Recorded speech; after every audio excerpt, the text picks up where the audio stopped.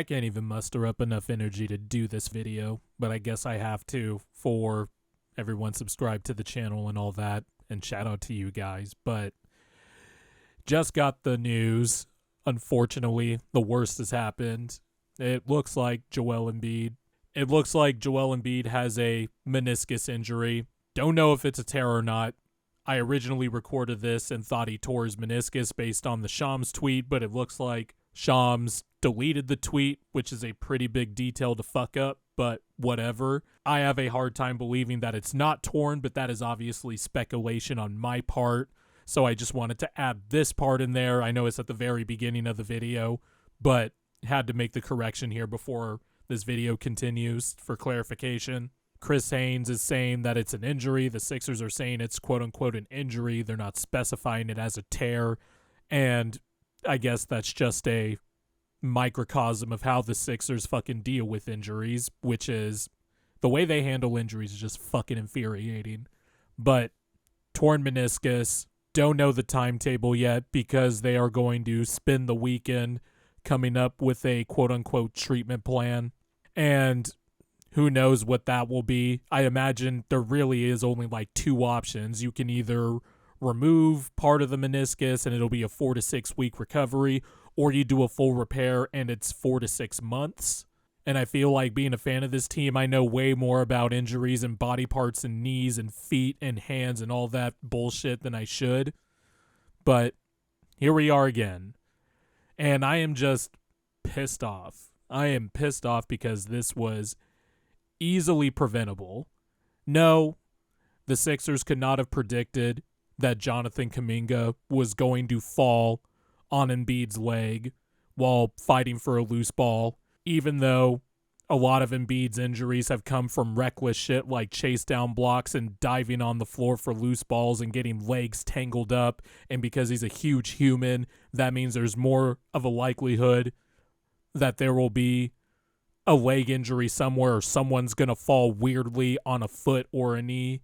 But still, this was easily preventable. And I am putting the blame first, second, and third on the Sixers organization for, one, clearing Embiid to play in this game when you could tell 3 minutes into the game that he did not look right.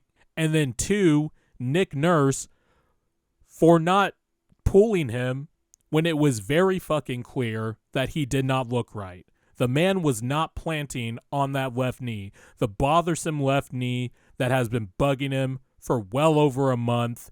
The same left knee where he tried to hide from the Sixers or tell the Sixers not to put him on the injury report for the Denver game. And then that spawned a whole bunch of takes from dumbasses in the media market in Denver.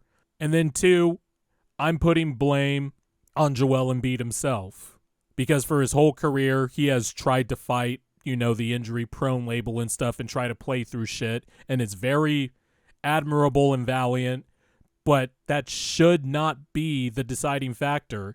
This man needs to be healthy for the playoffs, and now it just looks like that's not going to happen, because even if he does like a meniscus removal or whatever, it's very unlikely that he's, one, going to get in shape, and two, not be rusty by the time the playoffs come around. So he's not going to be playing at the insane level he's played at this year, where he was the clear-cut favorite for MVP. So if you're ranking it from 1 through 5, who the blame goes on, it's 1, 2, 3, and 4, the Sixers organization and the medical staff and Daryl Morey and the entire front office.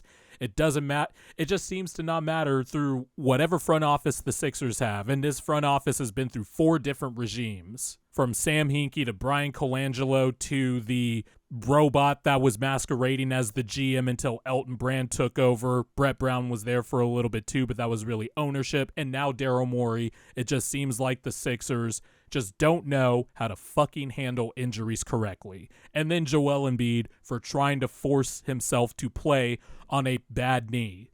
It's just ridiculous, man. And then real quickly, to the fucking dipshits. The dipshit media, mainly from national media and national media based in Denver, who have crafted this narrative all year that Embiid ducks games and ducks games on the road and move the goalpost on narratives and shit like that. Fuck you, and you should be a fucking ashamed of yourself. And no, you did not cause Embiid to be injured, so don't even try to play victim. It is absolutely the Sixers' fault and Joel Embiid's fault, but you guys fed into this bullshit narrative that has now been talked about on a national level. It's just fucking ridiculous that I have never seen a player's competitive integrity be questioned in the way Embiid has. Even when Giannis won his MVPs and didn't win the championship and was going through his shit with the dumbass narratives, it was at least basketball related. At least when Jokic was going through his dumbass narratives, which were stupid at the time, I think all these narratives are stupid. But Embiid's narratives this particular season has been absolutely nasty. And it's coming mostly from Colorado. Oh, and national media too, because ESPN picked up on this dumbass shit. Embiid has been an injury-prone player his entire career, going back to college. Maybe the simple explanation is a player that is prone to injury is going to often miss a lot of games. You should be fucking ashamed of yourself. But more shame should be put on the Sixers organization, the coaching staff, the front office for playing Embiid when he obviously was not right. He had to miss the Denver game and the Portland game because his knee wasn't right, and then tried to force himself to play on national TV against Steph Curry and the Warriors. It is absolutely on the Sixers organization and Embiid. Let me be clear for a third time. But to the other factors in it, no matter how small, because players read this shit more than ever, players know what's talked about them more than ever, fuck you for coming up with these stupid-ass narratives of him ducking and shit. And that includes dumbass YouTubers too. I don't know where the Sixers go from here, but they should seriously, it's been 10 years of injury mismanagement shit.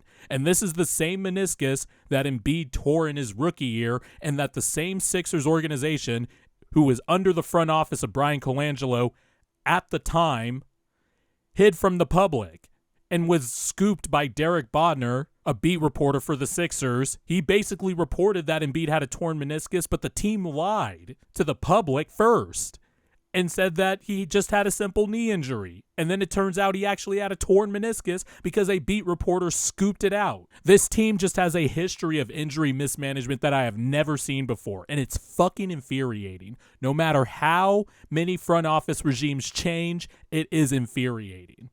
And now their best player's out. Now they have no shot at a championship. I don't know what they're going to do at the trade deadline.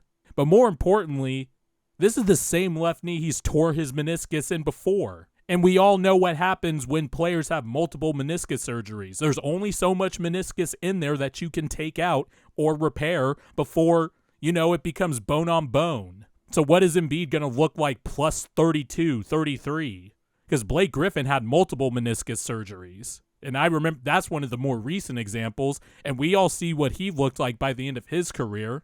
It's stupid, man. And I can't even celebrate Tyrese Maxey making his first All-Star team, which I am very happy about, because this news fucking drops. It's very Sixers in the way they have dropped this news.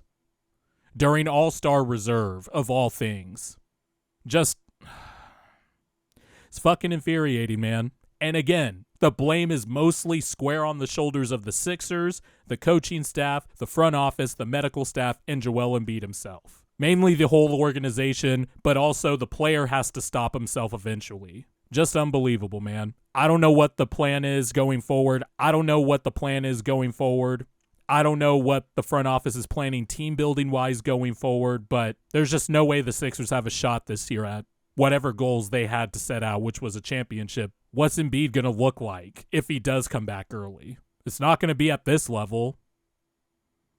Anyway, y'all have a great day.